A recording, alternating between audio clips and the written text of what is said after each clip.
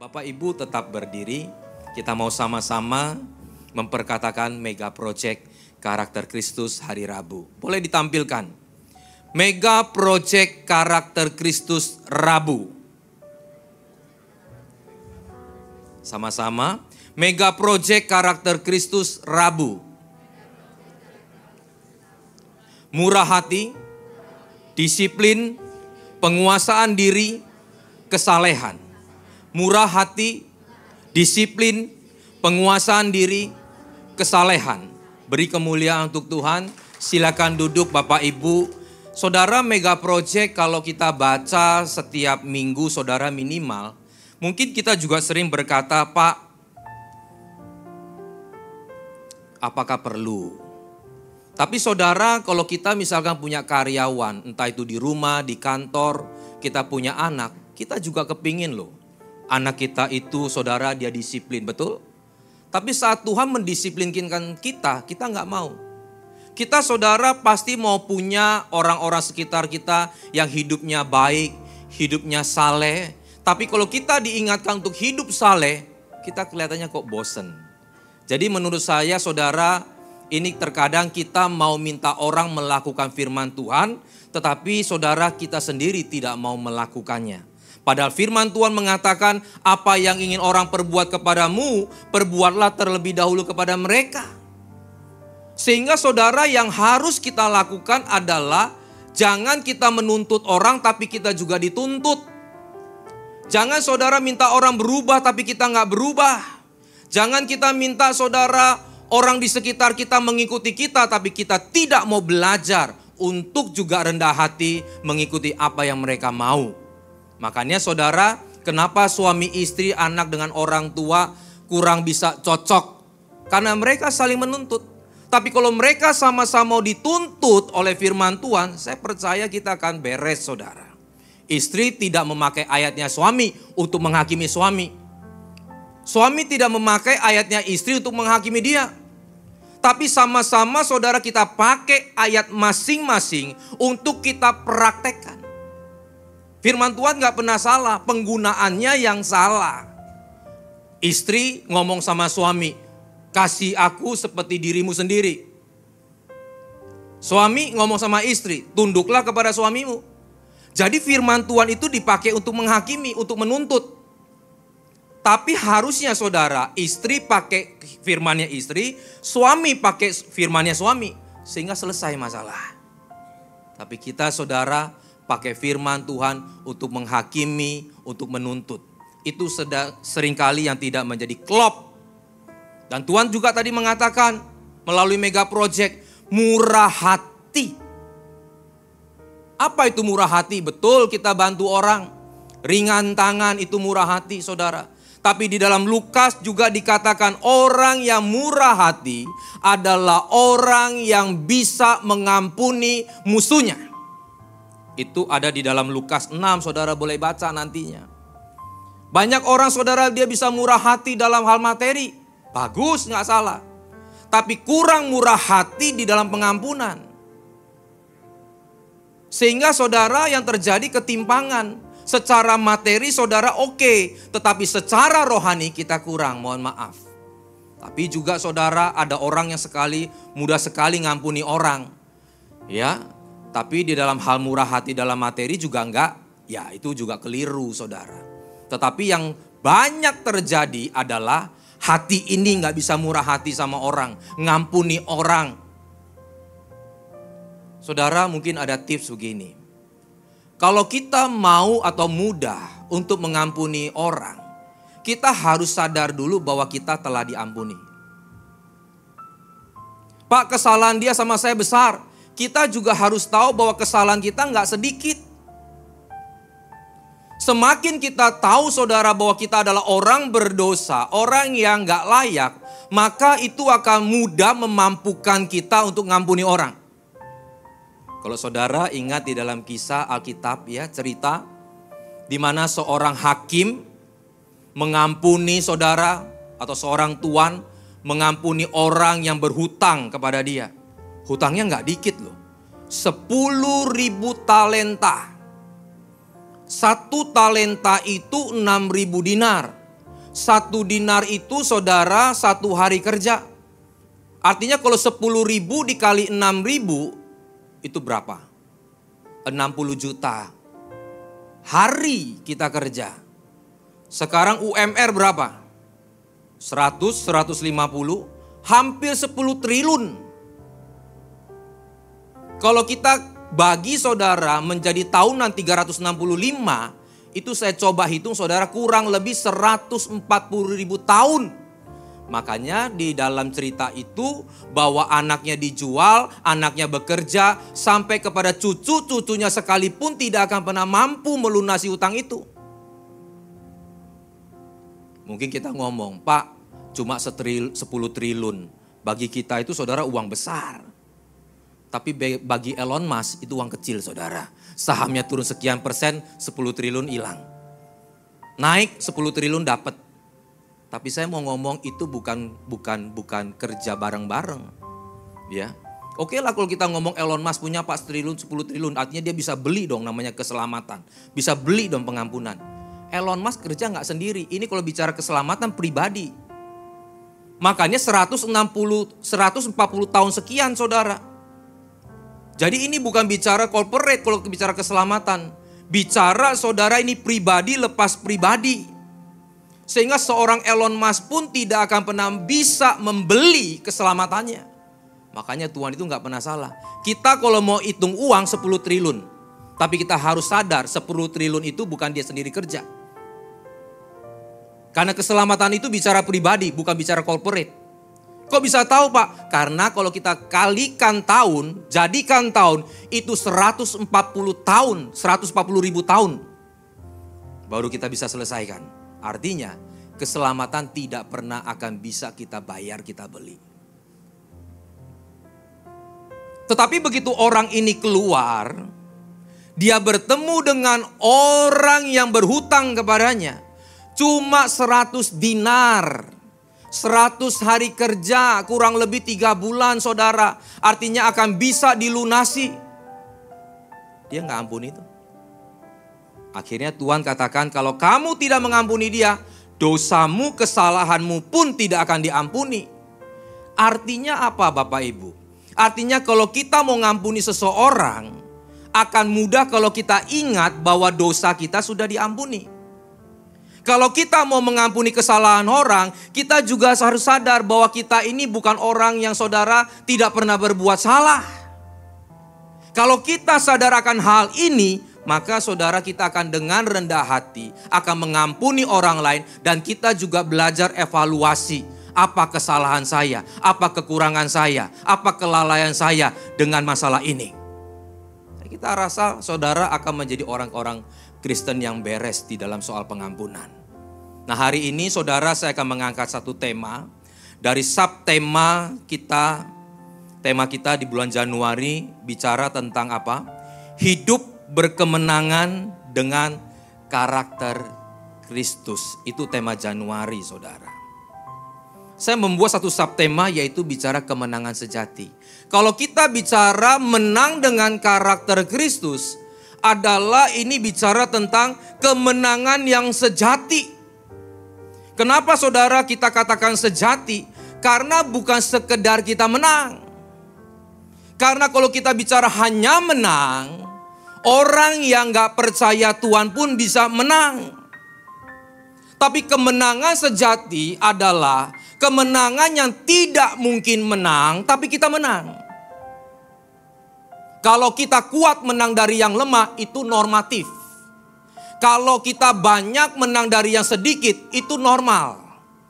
Kalau saudara besar menang dari yang kecil, itu biasa. Tapi kalau kita kecil, kita lemah, kita sedikit, tidak mungkin menang, tapi akhirnya kita bisa menang, itu adalah kemenangan yang sejati. Makanya melalui karakter Kristus tadi. Jadi bukan sekedar saudara kita menang-menangan sama orang. Bukan saudara menang-menang seperti cara dunia. Bukan menang-menang saudara karena kita besar saja. Tapi dikala waktu kita kecil sekalipun, kita bisa menang. Artinya bukan karena kita hebat. tapi karena ada campur tangan Tuhan di sana. Sehingga saat kita menang pun kita tidak mengatakan ini karena saya, tapi ini karena Tuhan. Pertama saudara, apa yang dikatakan kemenangan sejati? Menang tanpa senjata. Itu baru namanya menang sejati. Tapi kalau kita punya senjata lengkap, semua mumpuni dan kita bisa lalu kita menang, oke lah itu menang. Tapi itu umum. Tapi saudara dan saya kalau nggak punya senjata, nggak punya peluru, nggak punya sesuatu, tapi Tuhan bisa buat kita menang, itu namanya kemenangan sejati yang tidak bisa diberikan oleh dunia, tapi hanya bisa diberikan oleh Tuhan melalui hidup kita. Kita lihat dulu kisah Gideon saudara. Kisahnya Gideon di dalam Hakim-Hakim 7 ayatnya yang ke-20 sampai dengan ke-22. Hakim-Hakim 7 ayat yang ke-20 sampai dengan ke-22.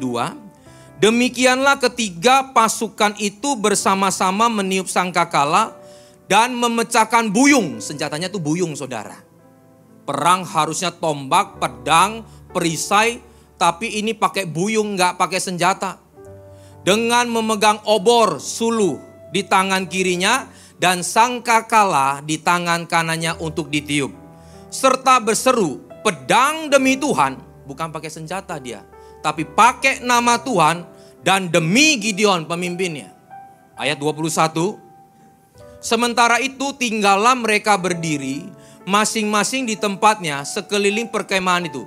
Tetapi seluruh tentara musuh menjadi kacau balau, berteriak-teriak dan melarikan diri. Sedang ke-300 orang itu meniup sangkakala, maka di perkemahan itu Tuhan yang berperang. Membuat pedang yang seorang diarahkan kepada yang lain. Dia nggak perlu pakai pedang untuk membunuh orang. Tapi Tuhan pemakai saudara, akhirnya mereka saling melukai, saling bertengkar saudara. Lalu larilah tentara itu sampai ke Bet-sita, ke arah Jerera, sampai ke pinggir Abel Mehola dekat Tabat. Saudara lihat kenapa mereka bisa saling bunuh dan akhirnya mereka saling perang sendiri. Itu karena Tuhan. Saudara tahu 300 ini Tuhan saring. Harusnya mereka itu jumlahnya 32.000. Lawannya 120.000. Tapi bagi Tuhan untuk menang itu bukan soal jumlah. Tuhan katakan 32.000 masih banyak loh. Saring. Sehingga saudara yang 10.000 katakan, kami siap mati. Kami sungguh-sungguh mau ikut Tuhan. Kami tidak takut, kami tidak gentar. 22.000 pulang. Ikut Tuhan saudara, Tuhan juga cari yang militan. 10.000. Tapi luar biasanya Tuhan ngomong begini. Tunggu dulu. Itu masih terlalu banyak. Saring lagi. Dan aku akan tunjukkan mana yang akan aku pakai untuk melawan musuh-musuh.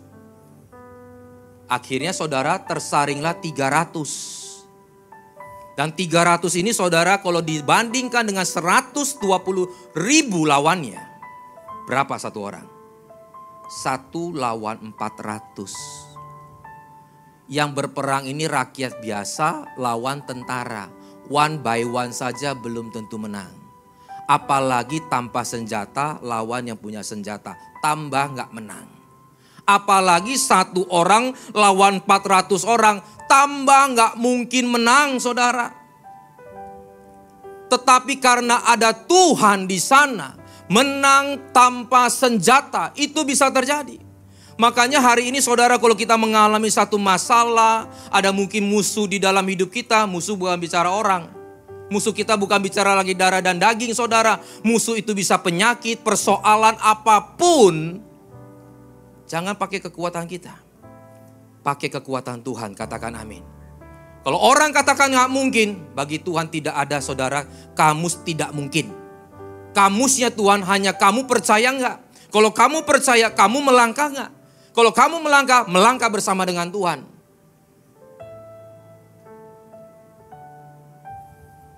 Siapa itu Gideon dan pasukannya? Hanya suku Manase. Kalau saudara pelajari suku Manase itu suku yang terkecil dari suku yang ada.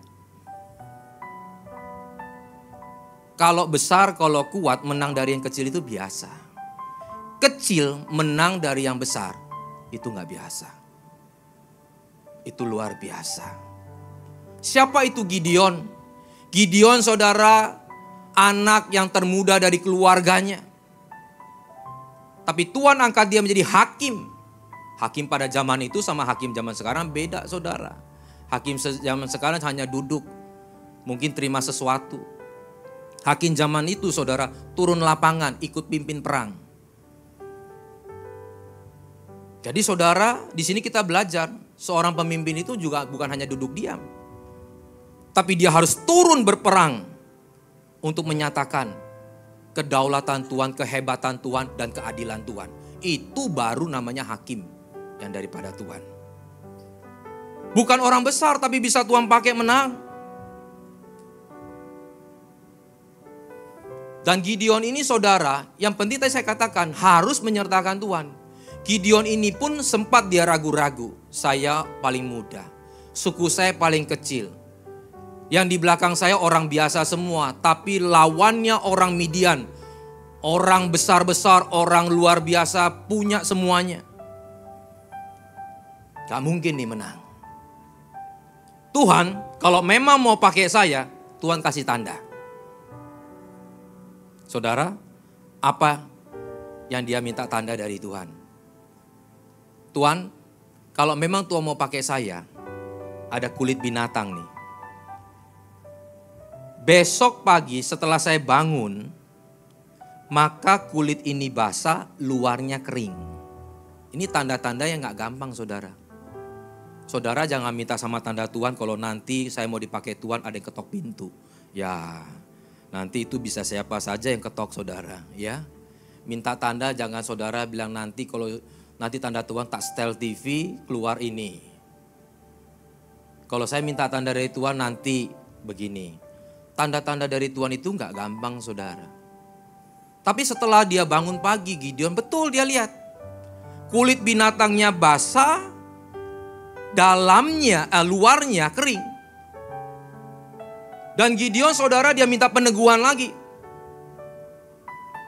Pak Fegi pernah ngomong ya, 100 mimpi belum tentu satu dari Tuhan. Jadi harus minta diuji. Kalau kita baru saudara, minta mentor untuk meminimalkan kesalahan. Tidak semua mimpi itu dari Tuhan. Nah makanya Gideon nguji lagi. Sekarang dibalik saudara. Apakah ini kebetulan kulitnya basah, luarnya kering? Kalau gitu saya balik. Kulitnya kering, luarnya yang basah. Hujan lokal kira-kira gitu Bapak Ibu. Dan besok pagi waktu dia bangun saudara, yang terjadi betul. Kulitnya kering, luarnya basah. Dan dia tahu bahwa Tuhan mau pakai hidupnya. Tuhan tahu. Nah saudara, kita pun sama. Kalau betul-betul itu memang dari Tuhan, percayalah, jangan pernah takut.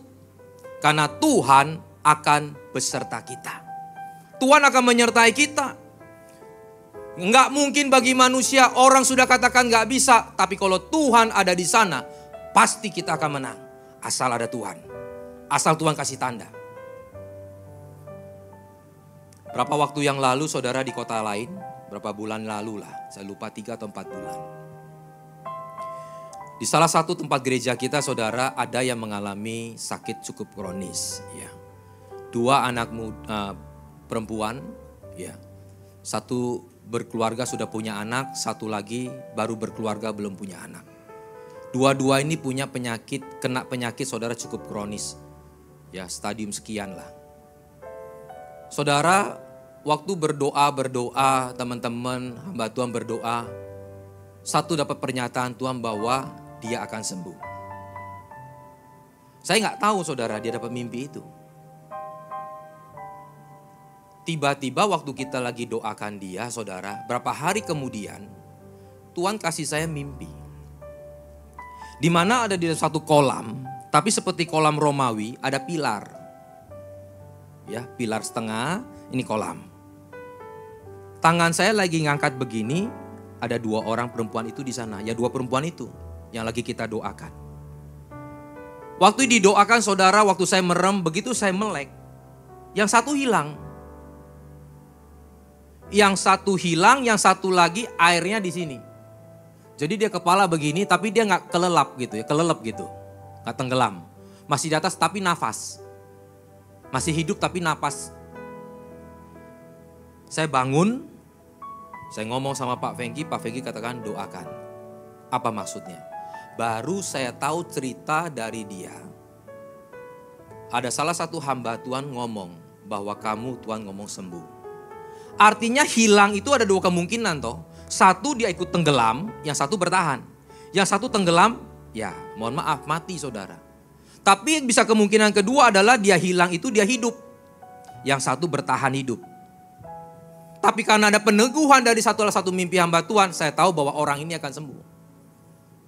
Saya pegang itu, saya doakan, saya gak ngomong apa-apa. Hamba Tuhan itu sudah ngomong sama yang sakit ini. Saudara, selang berapa hari kemudian, suami istri ini telepon saya di speaker ya, jadi suami istri bisa ngomong.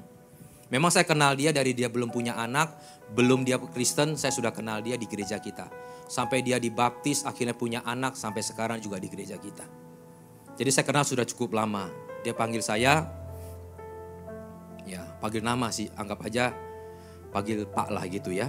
Pak, saya ini 2 hari lagi saya mau berangkat ke luar negeri untuk operasi kesekian kalinya. Dan ini operasi terakhir. Tapi saya dipanggil sama orang tua saya, sama saudara-saudara saya yang belum Kristen. Yang punya kepercayaan sebelumnya, dia katakan, saya ini karena pindah agama makanya saya kena kutuk. Sehingga saya kena penyakit ini. Kalau saya nggak minta maaf, maka operasi ini akan gagal dan saya tidak bisa melewatinya. Lalu saudaranya punya teman, anak indigo katanya, yang bisa lihat masa depan. Dan dia katakan bahwa sakit ini karena kesalahan di masa lalunya. Wah, makin takut saudara.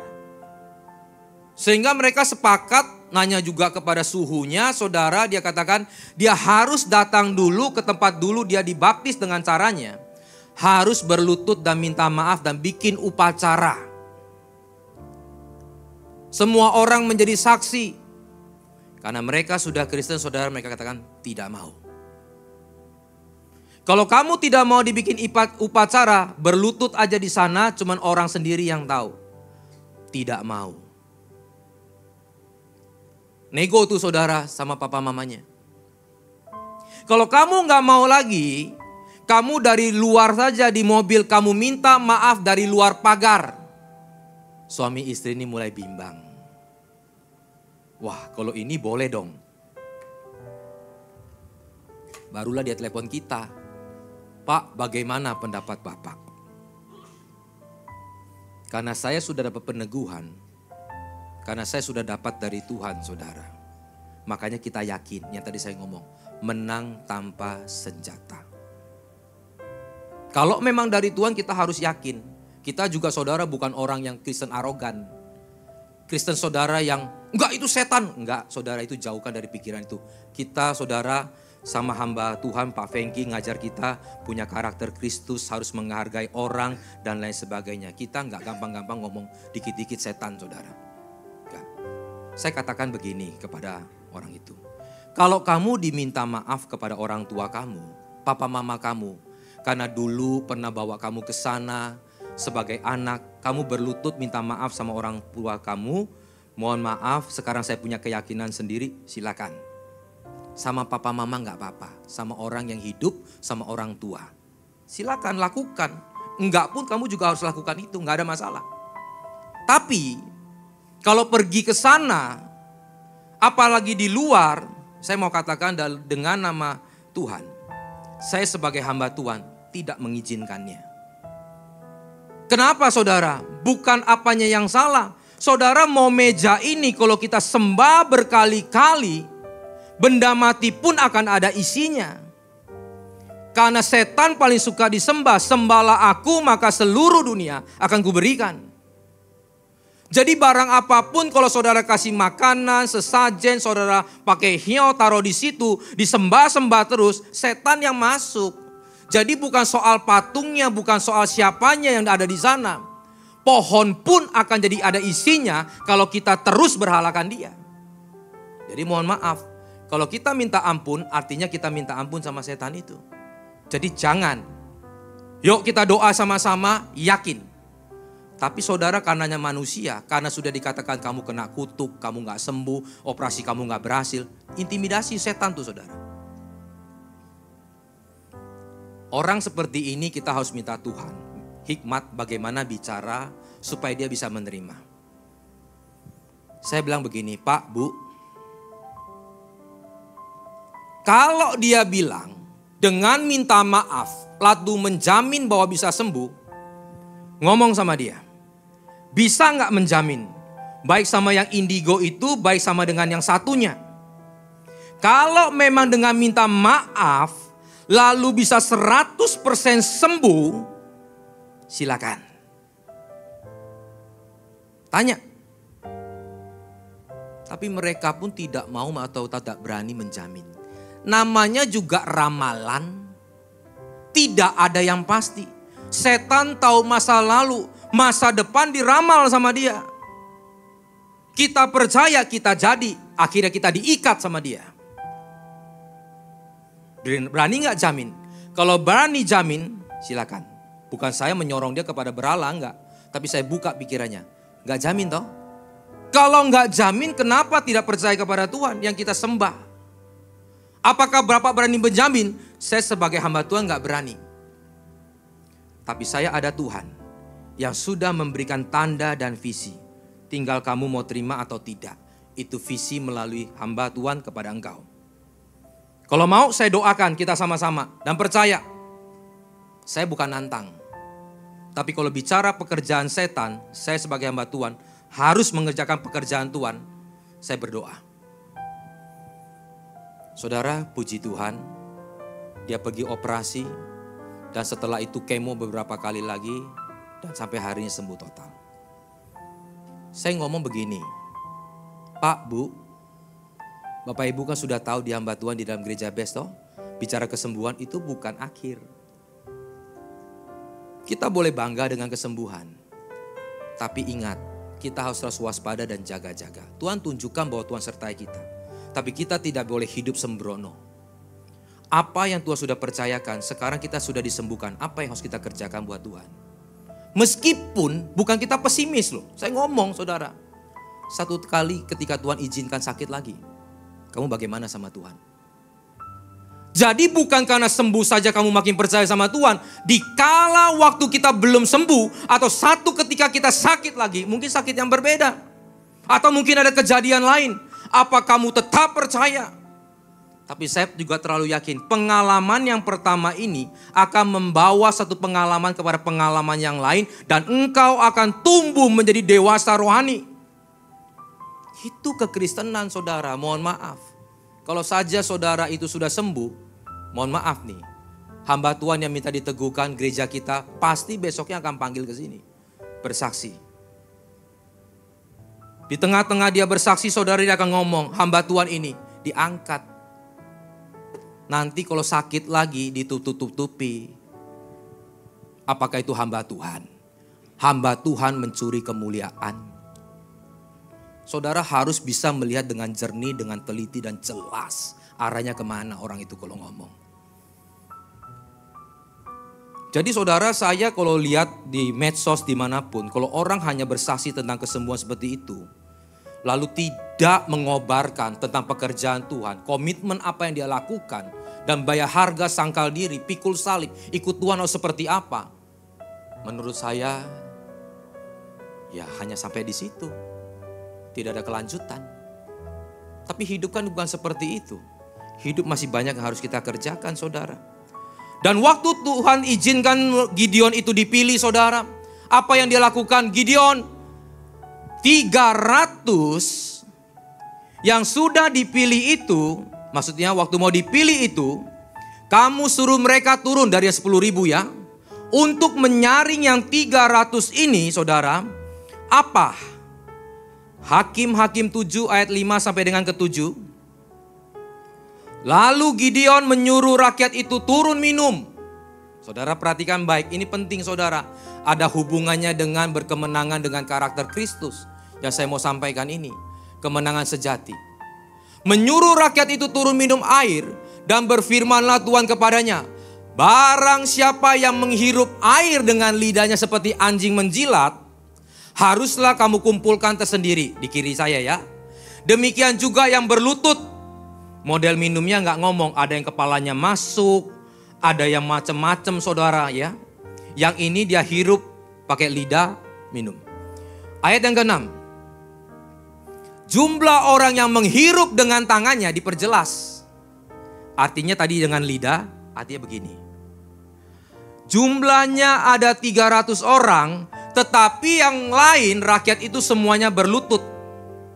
Apa maknanya? Kenapa Tuhan sampai mau lihat ke 300 ini?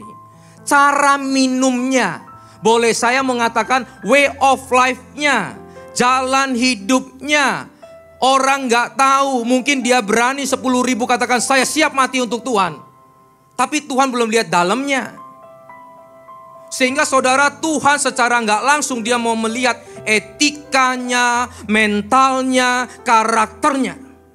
Minimal saudara, kalau bahasa umumnya ada bawaan lahirnya.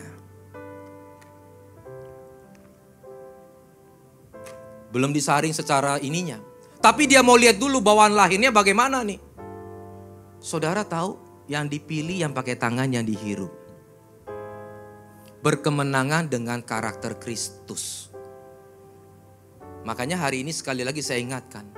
Kalau kita bicara tentang mega project, penguasaan diri, rendah hati, disiplin, berkorban, setia, itu sedang mengajarkan kita Bapak Ibu kita menang dengan cara Tuhan. Bukan menang dengan kekuatan kita. Penguasaan diri itu luar biasa saudara. Orang bisa menguasai diri waktu di tengah-tengah masalah. Firman Tuhan sudah jelas. Jadilah tenang, kuasailah dirimu supaya kamu bisa berdoa. Jadi gak sembarangan berdoa. Orang dalam keadaan gak tenang, dalam gak bisa menguasai diri. Doanya saudara itu penuh dengan hawa nafsu. Bahkan mohon maaf ya. Di tengah-tengah doa pun dia bisa mengutuki orang. Di tengah-tengah doa pun saudara mungkin gak sengaja dia salahkan Tuhan. Tuhan kenapa? Kenapa? Karena gak ada karakter. Tapi kalau ada karakter, oh luar biasa. Masalah memang ada. Tapi kita bisa menguasai diri. Ada satu cerita saudara. Kalau saudara mungkin pernah nonton film Samkok. Ya. Singkat cerita saudara, pasukan yang banyak. Dengan senjata yang lengkap. Sudah mengepung pasukan yang kecil dengan tidak ada bersenjata yang lengkap. Kalau secara ukuran sudah gak mungkin menang. Ada yang namanya Cukeliang. Dia katakan penasehat. Ini jenderal yang ngomong. Penasehat. Kita kelihatannya sudah kalah. Di sekeliling kita ini sudah kita dikepung. Kita ada di tengah-tengah gubuk kota yang kecil. Kita tinggal tunggu waktu saja. Kita didatangi musuh, kita habis. Kalau kita panik, saudara, kita gak bisa menguasai diri, makin habis. Mau kuat-kuatan, gak akan kuat. Tuhan gak katakan saudara tiba-tiba nanti pasukan 300 ini, entah tinggal 200 ini, saudara rawan 20.000. Tanpa ada sesuatu yang supranatural, yang tidak mungkin saudara, yang tidak ikut campur tangan, bisa menang itu gak mungkin. Kecuali ada Tuhan, Gideon tadi. Nah ini orang dunia nih saudara, kita ngomong dulu. Saudara tahu apa yang Cukeliang ngomong? Kewo. Wah pakai bahasa Mandarin dikit lah saudara, sudah mau Imlek. Kewo ikut Tanjin. Wah, saudara tahu Tanjin? Kuceng itu loh. Kecapi Mandarin, Chinese. Nanti kalau kita nanti diizinkan saudara Imlek kita buat itu. Ya Pak Franky lagi belajar juga tuh. Pak Franky koordinator bukan Pak Franky. Ya ini beda R aja. Ya sama saudara ya. Kewo. Tanjin. Saudara tahu, dia duduk di depan teras kota. Dia main. Sekeliling musuh yang dengar itu, ini suara dari mana? Suaranya begitu merdu. Waktu diteropong saudara, dia lihat Cukel yang lagi main. Mainnya itu gak keluar keringet, tangannya gak gemetar. Dan alunan musiknya itu tidak ada getaran. Artinya saudara tangannya gak gemetar mainnya. Betul-betul tenang, betul-betul menguasai diri. Saudara, apa yang mereka pikir? Bukan tiba-tiba dia takut dengar suara itu. Dia tahu ini pasti strategi. Teknik mengosongkan kota. Kan ada peperangan saudara, teknik mengosongkan kota. Begitu dipikir gak ada orang, semua masuk ke dalam. Langsung dilempar minyak panas, langsung dipanah dan lain sebagainya lah. Katanya ini pasti teknik mengosongkan kota. Kita masuk jebakan. Baiknya kita bubar dulu. Akhirnya saudara, musuh meninggalkan.